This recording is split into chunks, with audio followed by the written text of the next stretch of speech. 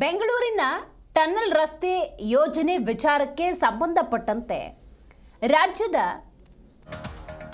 ಉಪಮುಖ್ಯಮಂತ್ರಿ ಬೆಂಗಳೂರು ನಗರಾಭಿವೃದ್ಧಿ ಸಚಿವ ಡಿಕೆ ಶಿವಕುಮಾರ್ ಅನ್ನ ಭೇಟಿಯಾಗಿದ್ದಾರೆ ಸಂಸದ ತೇಜಸ್ವಿ ಸೂರ್ಯ. ಟನಲ್ ವಿಚಾರದಲ್ಲಿ ಸರ್ಕಾರದ ನಡೆಯನ್ನ ಇದೇ ಸಂಸದರು ಖಂಡಿಸಿರ್ತಾರೆ. ಡಿಕೆ ಶಿವಕುಮಾರ್ ಅವರ ಸದಾಶಿವ ನಿವಾಸದಲ್ಲಿ ನಾಯಕರು ಭೇಟಿಯಾಗಿದ್ದಾರೆ. ಸದಾಶಿವನಗರದ ನಿವಾಸದಲ್ಲಿ ಹಾಗಾದರೆ ಭೇಟಿಯಾಗಿ ಯಾವ ರೀತಿಯ ಚರ್ಚೆಯನ್ನು ನಡೆಸಿದ್ದಾರೆ ಅನ್ನೋದು ಕುತೂಹಲವನ್ನ ಹೆಚ್ಚು ಮಾಡಿದೆ. ಪ್ರತ್ಯೇಕವಾಗಿದ್ದಾಗ ಆರೋಪ ಪ್ರತ್ಯಾರೋಪಗಳ ಸುರಿಮಳೆಯನ್ನ ಕಾಂಗ್ರೆಸ್ ಮತ್ತು ಬಿಜೆಪಿ ನಾಯಕರು ಮಾಡಿರ್ತಾರೆ.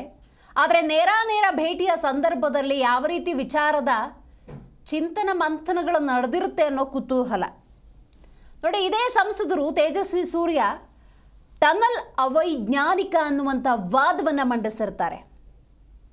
ಹಾಗಾಗಿ ಈ ಭೇಟಿ ಕುತೂಹಲವನ್ನು ಹೆಚ್ಚು ಮಾಡಿದೆ. ಬೆಂಗಳೂರು ದಕ್ಷಿಣ ಕ್ಷೇತ್ರದ ಸಂಸದರಾಗಿರುವಂಥ ತೇಜಸ್ವಿ ಸೂರ್ಯ ಈ ಭೇಟಿಯಲ್ಲಿ ಈ ಟನಲ್ ಪ್ರಾಜೆಕ್ಟ್ ಅನ್ನೋದು ನಾಟ್ ಸೈಂಟಿಫಿಕ್, ಅವೈಜ್ಞಾನಿಕ, ಈ ಯೋಜನೆಯನ್ನು ಕೈಬಿಡೋದು ಸೂಕ್ತ ಅನ್ನುವಂತಹ ವಿಚಾರವನ್ನು ಹಾಗಾದರೆ ಬೆಂಗಳೂರು ನಗರಾಭಿವೃದ್ಧಿ ಸಚಿವ ಡಿಕೆ ಶಿವಕುಮಾರ್ ಅವರ ಹತ್ರ ಪ್ರಸ್ತಾಪ ಮಾಡಿದ್ದಾರಾ ಅನ್ನುವಂಥ ಕುತೂಹಲ ನೋಡಿ. ಟನಲ್ ನಿರ್ಮಾಣಕ್ಕೆ ಯಾರೂ ವಿರೋಧವನ್ನು ವ್ಯಕ್ತಪಡಿಸಿಲ್ಲ ಅಂತ ಡಿಕೆ ಶಿವಕುಮಾರ್ ಅವರು ಈ ಹಿಂದೆ ಹೇಳಿರ್ತಾರೆ.